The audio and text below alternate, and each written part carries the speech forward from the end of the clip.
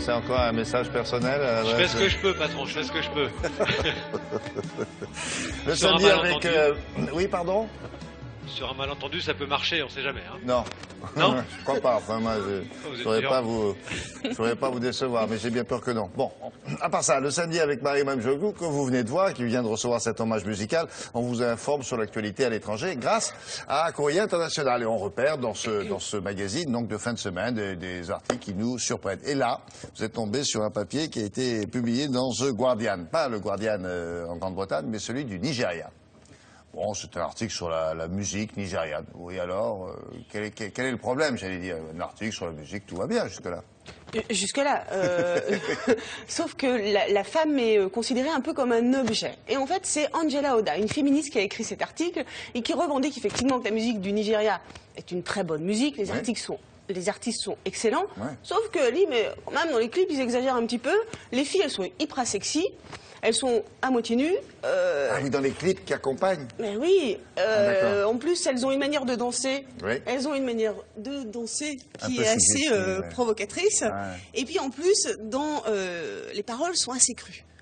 Bon, ça va pas du tout. Alors on se dit, mais est-ce qu'on a réellement besoin de dévoiler ses charmes pour apprécier une chanson? Donc, dans la chanson, il n'y a que la musique qui est bien. Oui, le reste des paroles, ça lui plaît pas. La façon dont les interprètes bougent, ça lui plaît pas. La façon dont elles sont habillées. Voilà, c'est pas possible. Non, la femme est un objet. Vraiment, on a une image de la femme qui est vraiment très, très dégradante. C'est pas possible. Oh. Et bien, figurez-vous, William, qu'on s'est renseigné sur la musique nigériane, et en fait, on danse de plus en plus sur cette musique qui cartonne partout dans le monde. Ah bon? En fait, les artistes nigérians sont allés chercher une tendance américaine il y a à peu près 5 ans. Donc, c'est tout nouveau. Cette tendance, c'était quoi? En fait, l'idée, c'est de mixer la musique africaine avec la musique hip-hop, ce qui fait de l'afro-pop. Il la mixe avec du hip-hop. L'afro-pop. Eh ben oui. Musique africaine, hip-hop, ça vous fait de l'afro-pop, c'est ce dont on parle donc dans l'article. Il mixe aussi avec du soul, de la soul, du jazz, du reggae. Voilà.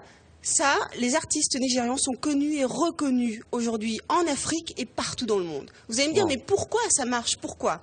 Tout d'abord, il y a... ce que je dois vous dire. Mais pourquoi ça marche?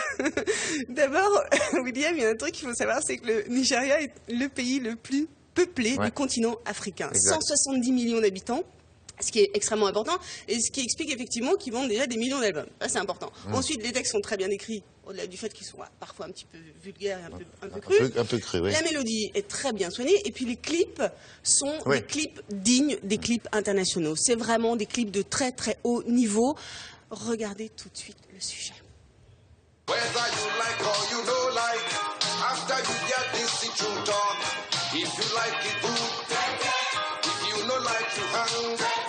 Dans les années 70, il y avait un certain style de musique.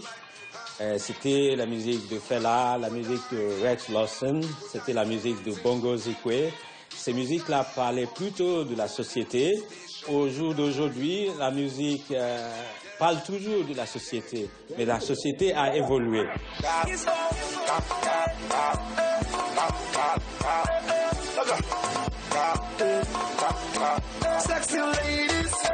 La dernière chanson de Timaya parle de Sexy Ladies. À un moment donné, il dit I want your something, I want to put my something. Ça veut dire qu'il dit à la fille, je veux ton machin, je veux mettre mon machin. C'est des paroles qui peuvent choquer certaines personnes et pour d'autres personnes, ils trouvent ces paroles géniales. Donc voilà ce qu'on peut dire par rapport à l'évolution de la musique nigériane.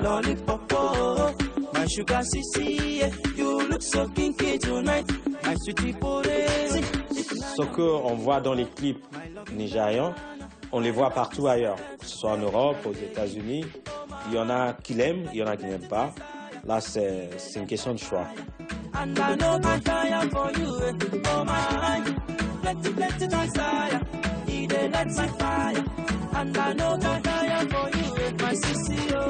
La musique peut changer beaucoup de choses, à condition que les paroles aillent dans la direction de l'amélioration des choses. aujourd'hui, par exemple, il y a Chidinma, il y a Ayo, il y a d'autres personnes qui font des clips qui parlent de la société, qui parlent de la souffrance des gens chez nous. Donc ça me choque pas. Ça encourage même la population à aller dans le sens d'améliorer la situation du pays. Elles sont belles ces chanteuses, dis donc. Je savais que ça vous plairait. J'adore, moi je suis fan. Elle s'appelle Chidinma. Bien, hein. Elle est top. Les garçons, ils connaissent. Vous connaissiez ça? Oui. Toi, tu connais.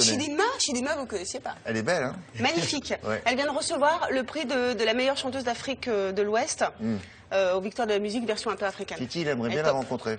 Oui, bien sûr, je vais organiser tout ça. 06, elle a un 06, hein, Titi? Je suis pertinent. 22 ans, elle est un peu jeune, je pense, pour toi, non? Non, mais on trouve ça si vous lisez Courrier International, cet article donc que Marie Mamjeglou avait repéré. On va s'intéresser maintenant aux exploits de Grégoire Tournon dans le Télématin du samedi. Ce garçon n'a peur de rien. Nous, on a peur de lui. Somewhere beyond the sea, somewhere waiting for me, my lover